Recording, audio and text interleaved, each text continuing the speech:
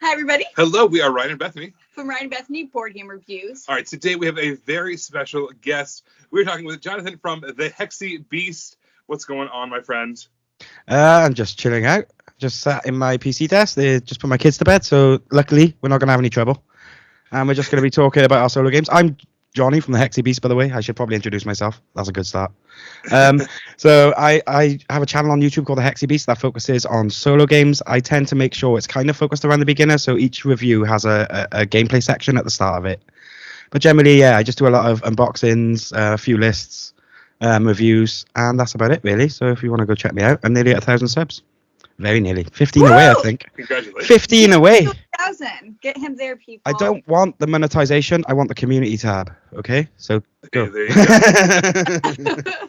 Yeah, so I thought that was a really compelling part about doing something with you is the fact that we deal with primarily multiplayer games, two-player games, because we do a lot together, and you do primarily solo. So I thought it would be a really fun idea if we talked about 5 games that are multiplayer that also have a solo mode. And that way we can talk about it from a multiplayer perspective, and you can talk about it from a solo perspective, see if the games differ in any way, see if they are good at both player counts, and kind of talk about it from there. All right, okay. So and we did notice that because we had different tastes and different styles, there wasn't a ton of games that we were able to talk about. Wasn't the first one I want to bring up, the first one is The Architects of the West Kingdom. Ooh, I like this one. Yeah, so this is a game from a multiplayer standpoint. It is a worker placement game where you can place a worker, you get some reward. If you place multiple workers, you get multiple rewards. You play the more you place, the more keeps stacking and stacking and stacking until eventually other players can come in and arrest your guys, put them in jail. You have to either pay money to get them back, or else they can just hold on to them. And you run out of meatballs. It's not good. There's taxes that you have to pay, and there's different ways you can pay money. There's a lot of card play as far as getting the resources you need and the different workers you need to get extra benefits. You're trying to build a kind of a cathedral, and as one way to get victory points. There's also buildings that can get you a large variety of victory points as well. I assume that carries over to the solo mode as well. Yeah, the solo mode, basically, it takes the place of another player, which is operated through a deck of cards, which is also determined by the character you choose for it. So it'll go for different kinds of things. But the main thing that it's not really that different at all. That's one of the reasons I like Architects of the West Kingdom as a solo game, because it plays very close to its multiplayer. Have you played it with the expansion, the Artisans expansion? Yes. Yep. Yeah, I think that's kind of mandatory, especially in solo. It just gives you that extra sort of level of complexity that it turns it from. It's when I first learned it was at the virtual GridCon, that Paul Gauguin man, Luke Hector taught me from Broken Meeple. I know you know him. Oh yeah. And ever since then, I just kind of bought it, and I had to play it, and it now comes out way too often than I'd like to admit. To be fair, it's always on the table. It's I bought metal coins and everything. You're sold on the game. Yeah, I was like, I need this now. I played it on Tabletop Simulator for 3 months waiting for the coins to come into stock. I need it, and I need the best version of it. A good thing is you can use those coins with other games. We don't play without the expansion because we feel similarly. It does enough to where it adds enough to the game without it being more complex. It just gives you more to do, and so Makes it always exciting. play. Yeah, we always play with. It's because each red side and the yellow side do act differently in it. One's goes into your engine, and the other one is end game scoring, and that's sort of I like that duality of it. It's good fun. We played this a month ago, and I totally went for the end game scoring, and I should not have, because Ryan totally didn't demolish me by going for the engine on those cards. I played it poor, man. I think it's a balance, though. I mean, it depends on what else you're working with, and I think it's all viable. Yeah. Both routes. Well, there's 2 solo AIs for it. There's you have Helena and Constantine. The one is just sort of a base one. It just adjusts the amount of points they each get for marble, because that's the only resource that that the AI will collect. Is the marble, and each marble is worth 2 points normally, or there's more. It's worth more points in the other mode. Also, every time you go through that solo deck, it'll add another instruction to that deck. So you're increasing the likelihood of it putting all people in prison and stuff. And the way it chooses, it'll just automatically go for the one you got the most on. So if you've built up like 4 meatballs on your card space because you're after that end card, and then it just draws that card that says it's going to put all those in prison, it can really mess with your day. And you just want to shred the deck sometimes, you know. Sit there card at a time, feed it in. We find that we just don't use the black market that much when we play. Like it gets used, but not nearly as much as I feel like the game maybe wants you to. Do you use it a lot more in solo play? Only when I really need to, because the way that the AI usually uses it, it kind of forces itself very quickly to the top of that track. It sort of stays up there and then gives itself marble as it does better. It doesn't really stay around the middle much.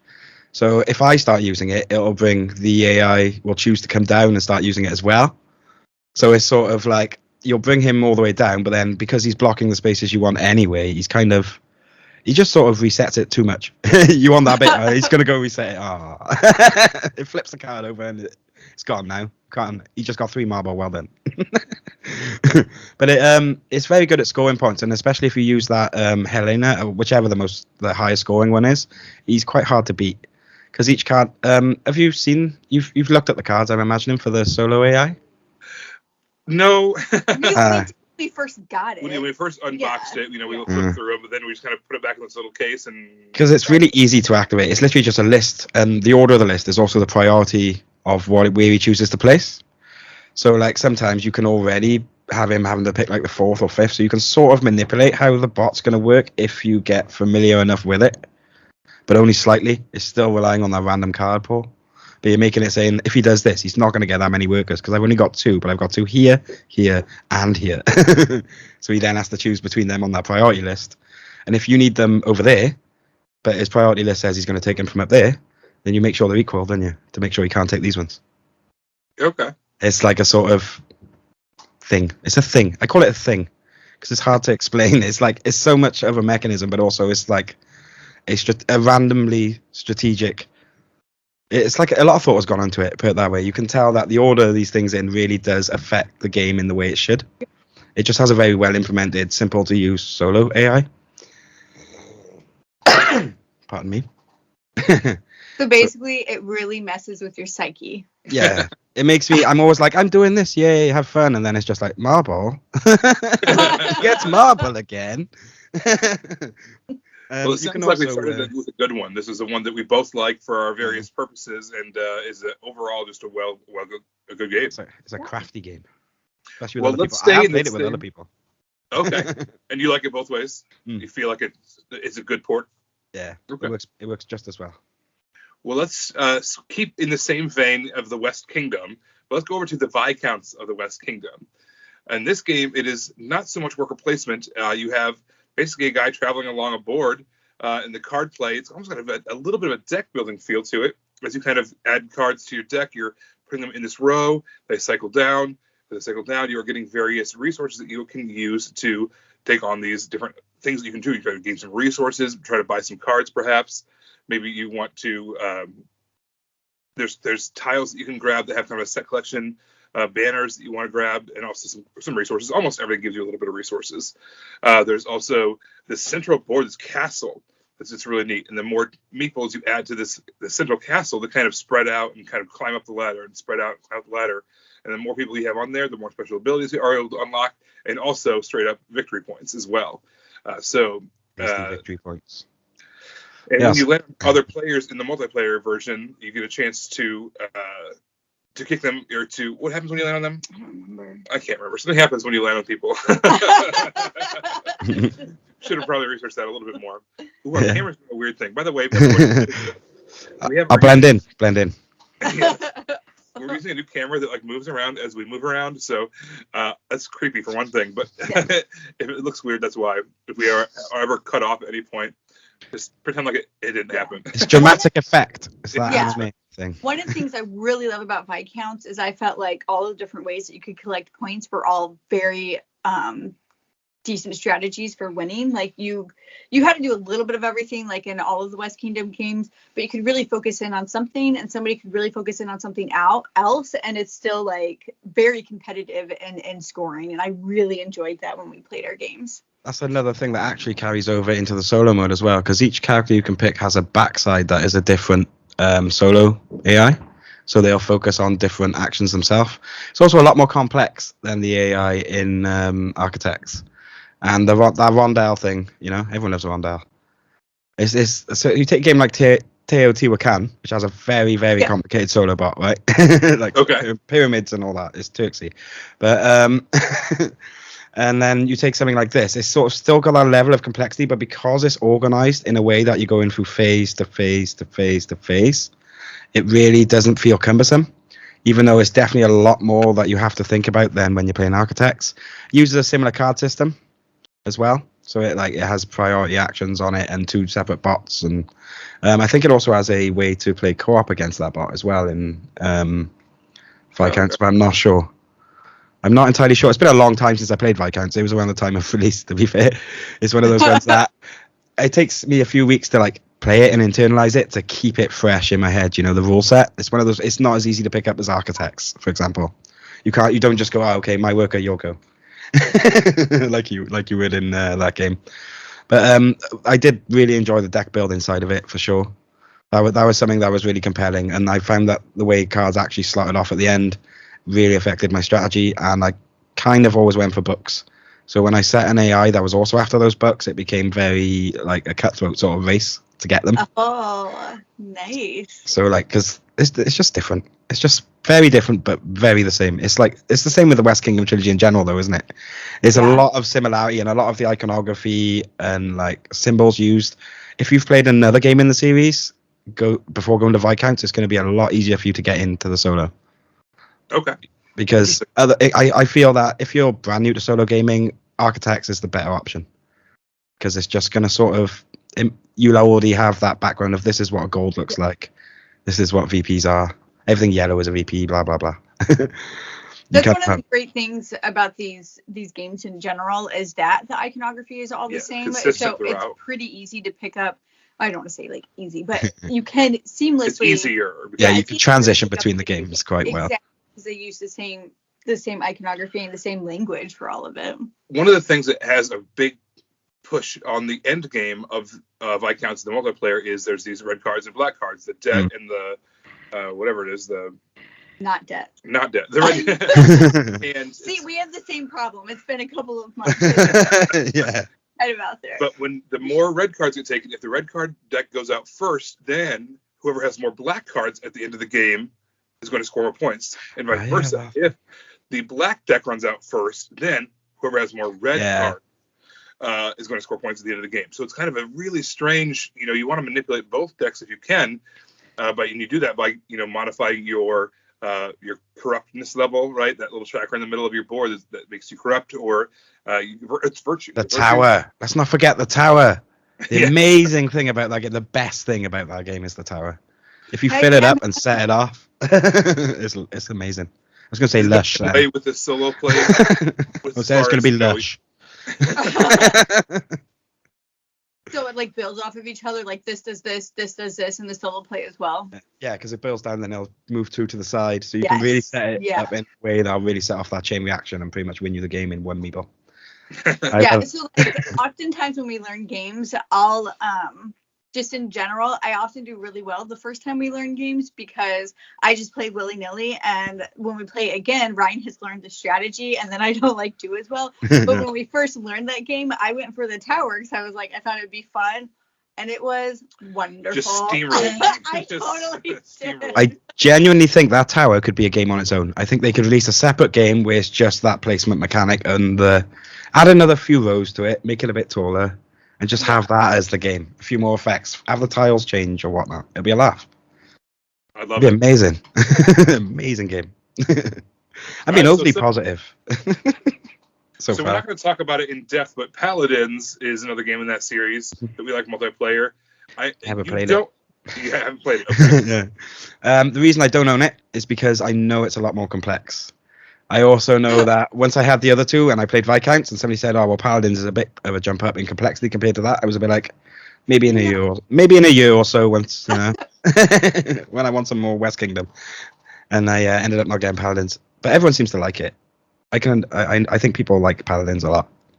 Oh yeah. Yeah, I'd say it's probably in the middle of the three for me.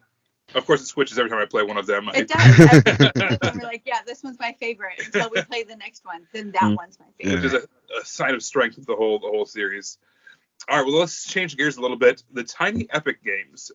One of the things I like about the Tiny Epic games is they are just packed full of game for a little small box. And that includes multiple modes of play. Sometimes cooperative, sometimes competitive, sometimes all versus many, sometimes a solo mode. All of them if it's zombies. Yeah. They just pack so much game into got it. It's in zombies.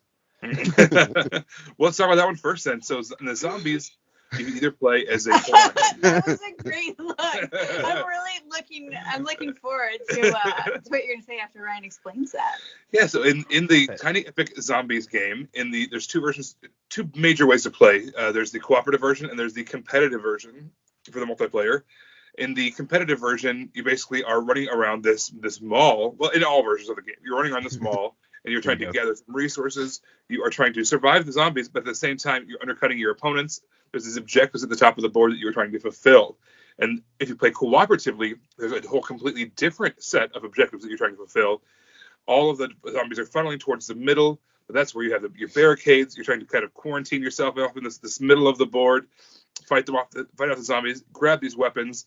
By the way, there's fantastic what they call item meeples. They're little plastic meeples with holes for the hands, and you are able to put in weapons, machetes and.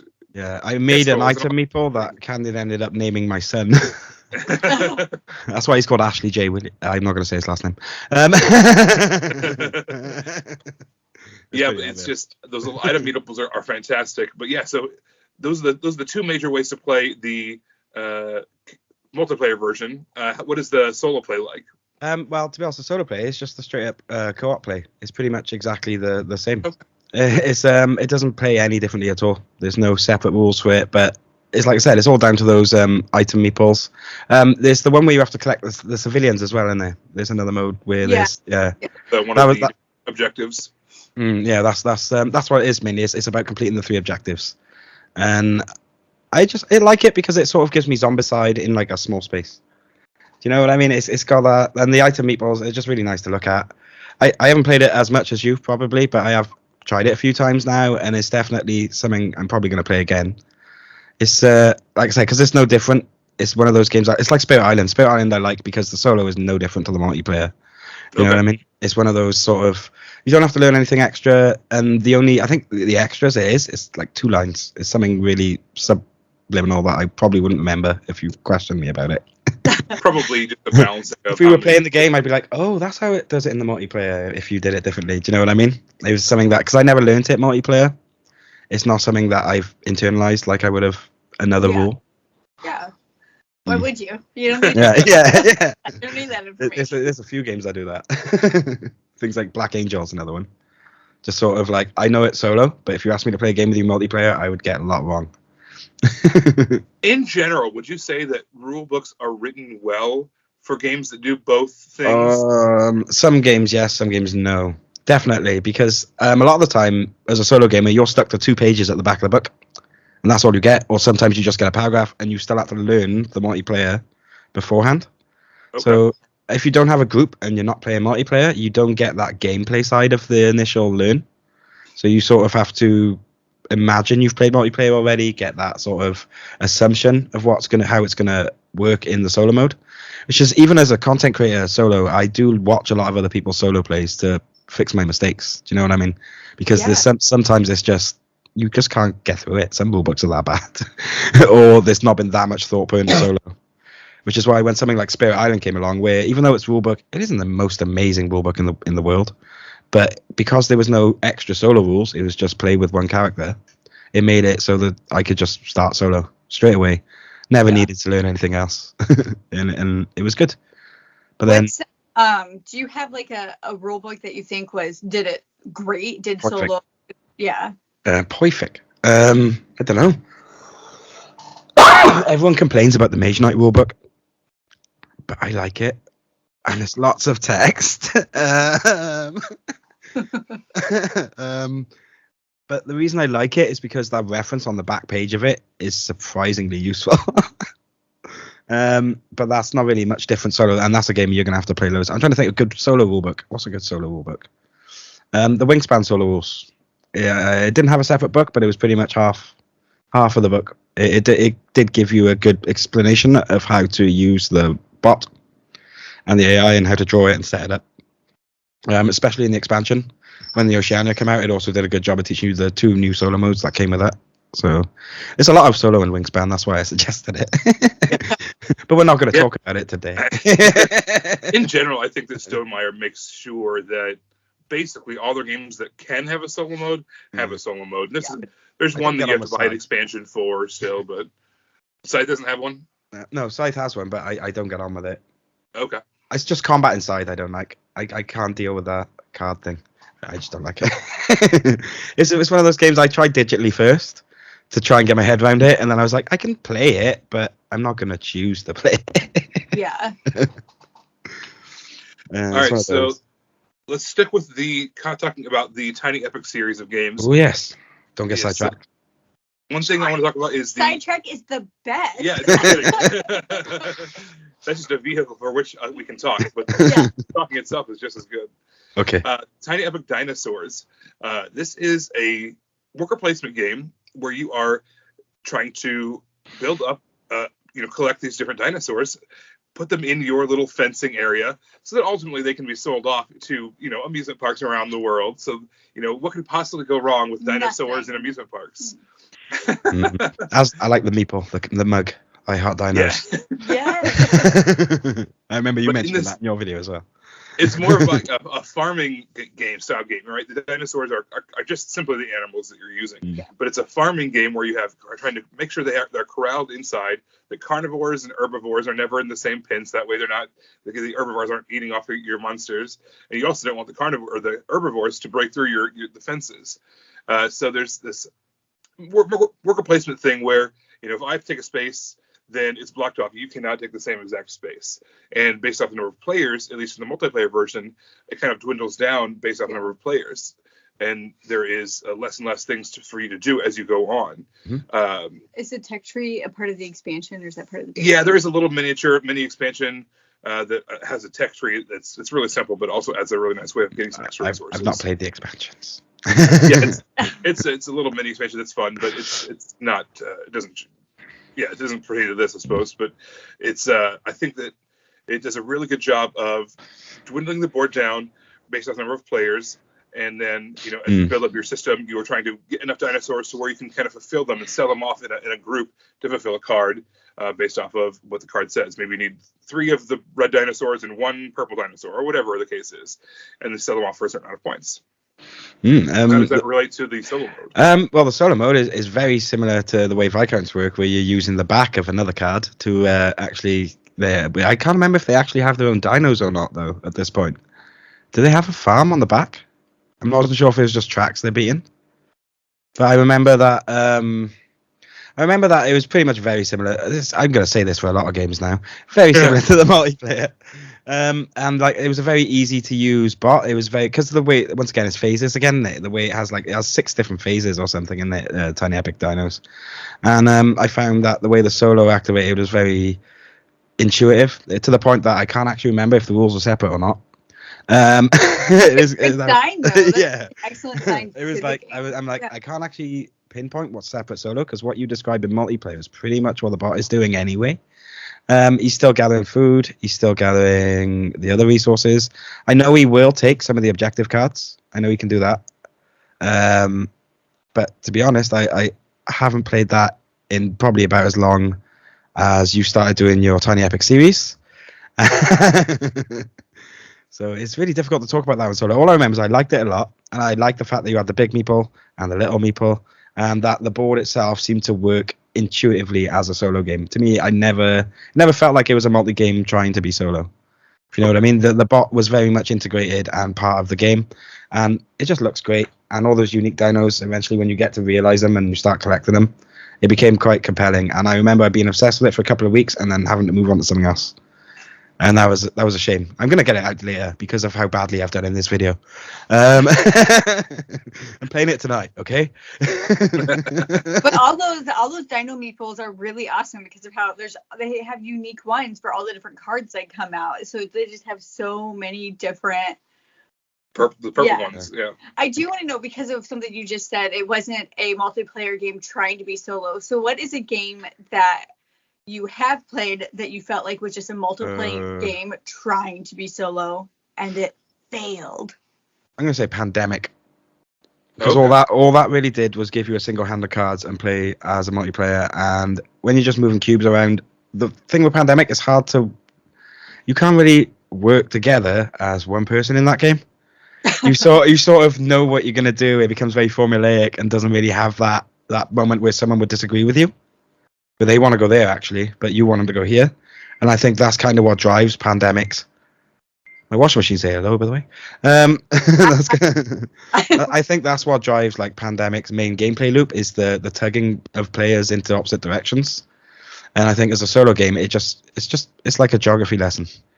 It really is. You're just going, oh, Moscow. Oh, America, or whatever. Sorry, I reduced America to like a little country. But we're not offended. East versus West or whatever, I don't care. But yeah, it was like, I think that's kind of sometimes can be a problem. Like the way I see it is, if it's not going to be good solo, I'd rather no solo. Do you know what I mean? Yeah. Oh, I'd rather it not appear on my radar, end up on my shelf, and cost me money before I find that out. You know what I mean?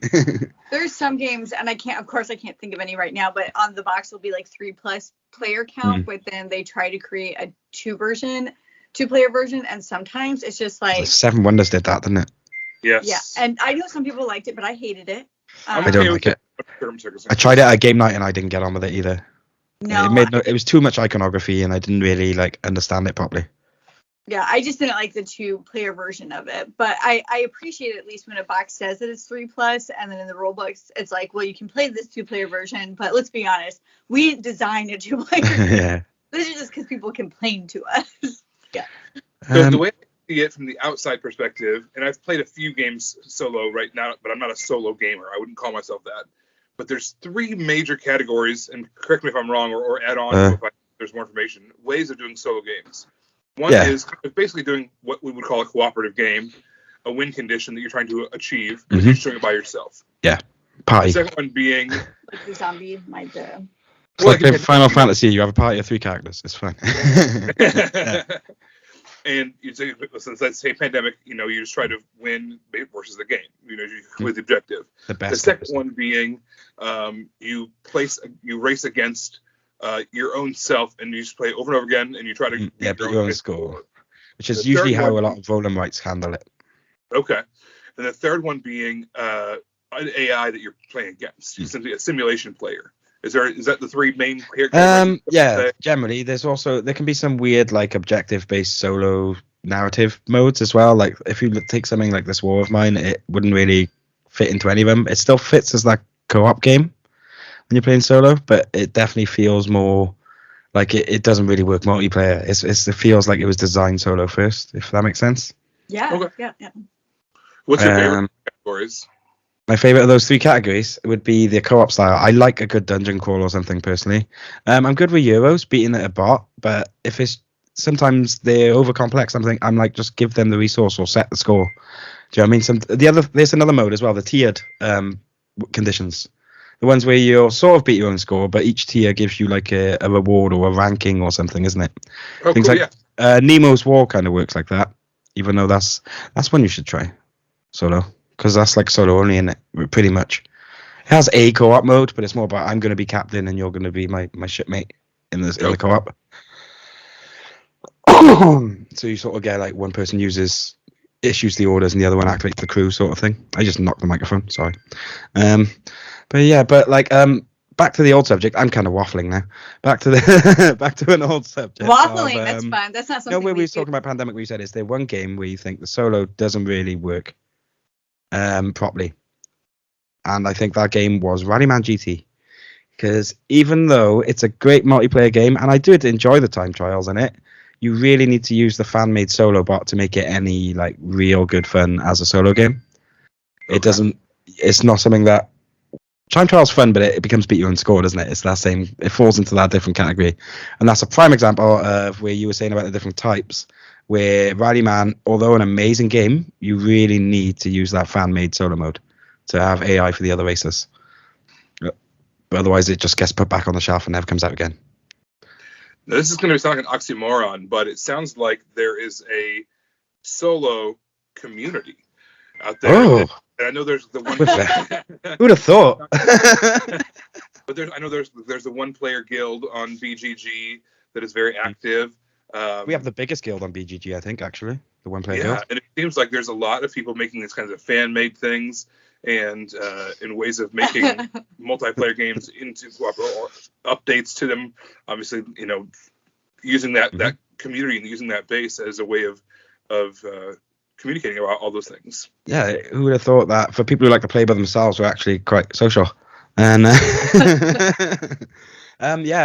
we're always if you think about it, with multiplayer games, one person in a group will buy a game, and then the whole group gets to play it. Yeah, that's not how the solo hobby works. Everyone is buying every game they ever play, right? So there's a lot more communication in, is this game worth it for me? Is this game, should I buy this? Should you play this? Can you show me videos of people playing it? There seems to be that kind of, because you haven't got your friends to tell you, oh yeah, it's great, I'll bring it over. I've played that before. You generally don't have that group atmosphere, so every single game requires a lot of research. So the hobby itself is a very sort of, it's not as lonely as you would expect, because you're constantly, people are asking you about what you're playing, what they're playing. I haven't been in this community that long.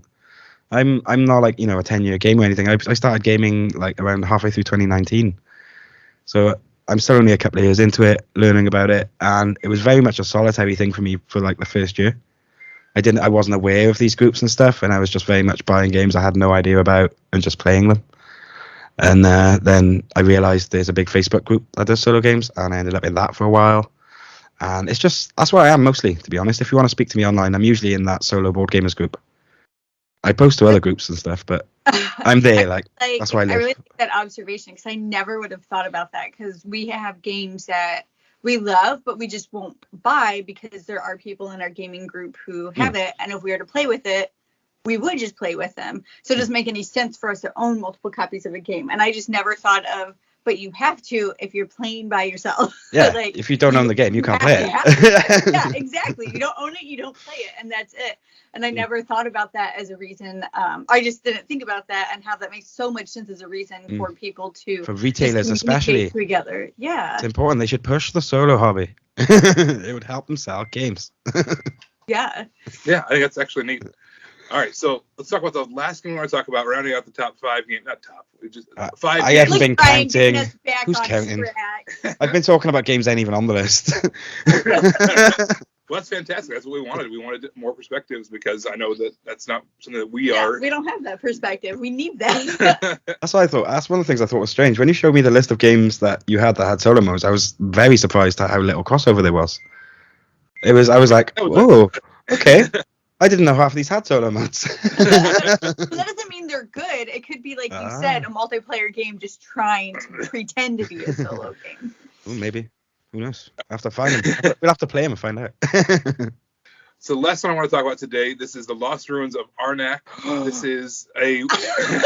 I've done that for everyone. Don't worry, it's okay. It doesn't mean anything. 2 things that I really like, both deck building and worker placement. So you have this deck building element where you have smaller cards that you're trying to maybe eventually cull out of your deck, and to get better and better cards that you're buying, both kind of relics, tools as artifacts as the other kinds.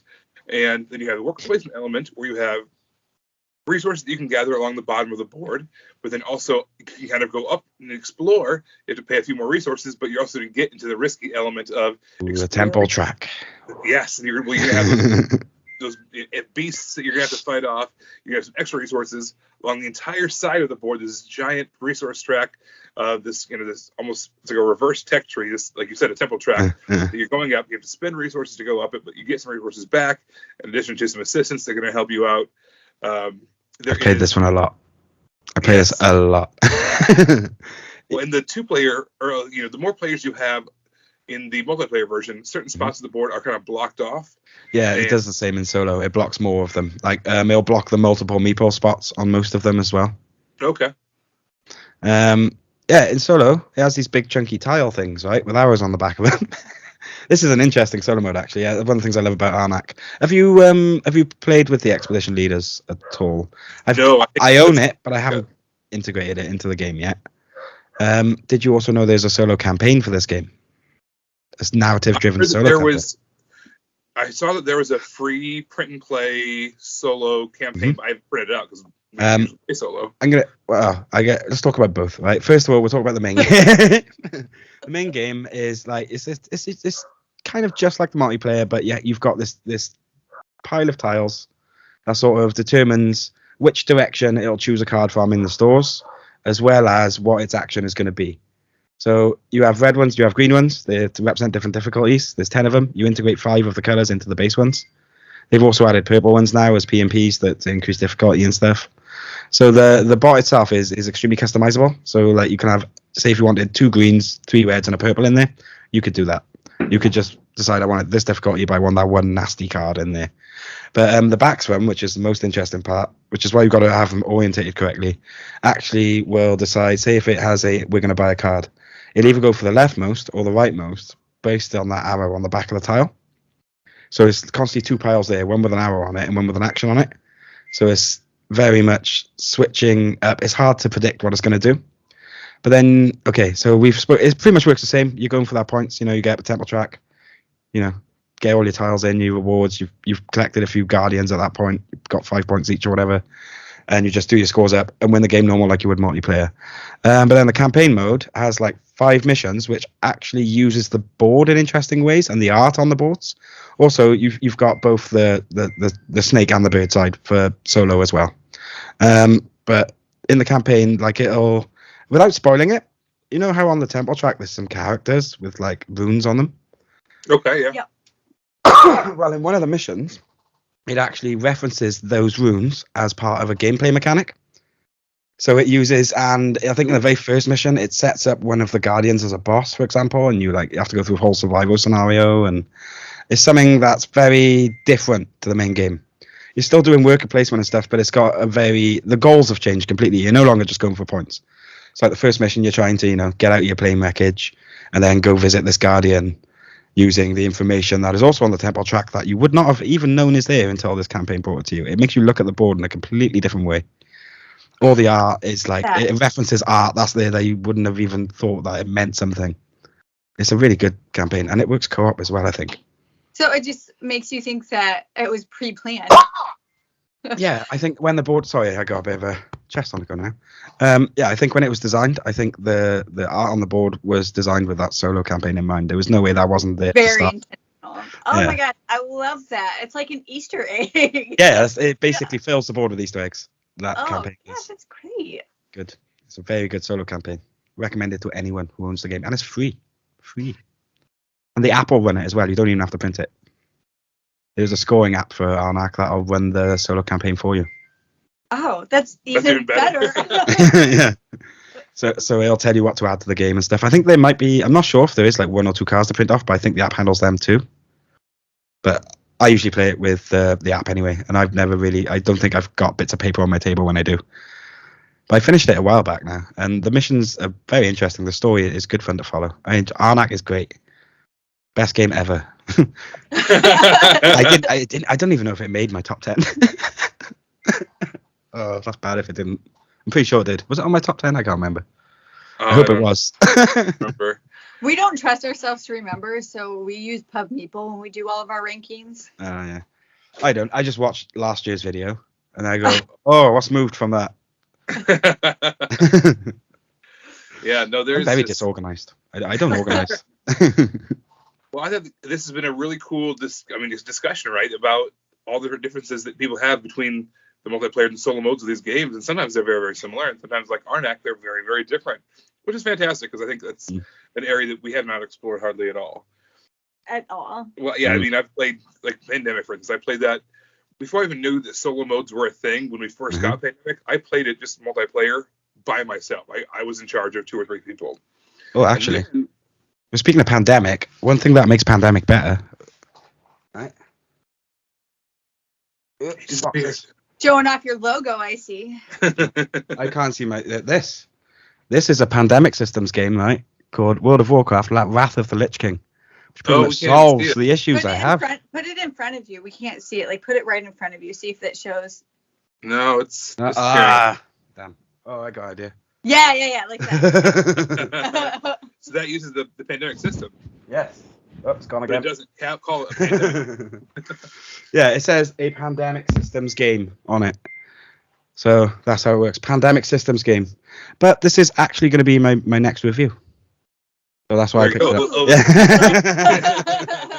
Well, check it out, everybody. It did. The original Pandemic did quite badly on my channel. I gave it a nasty 7 score.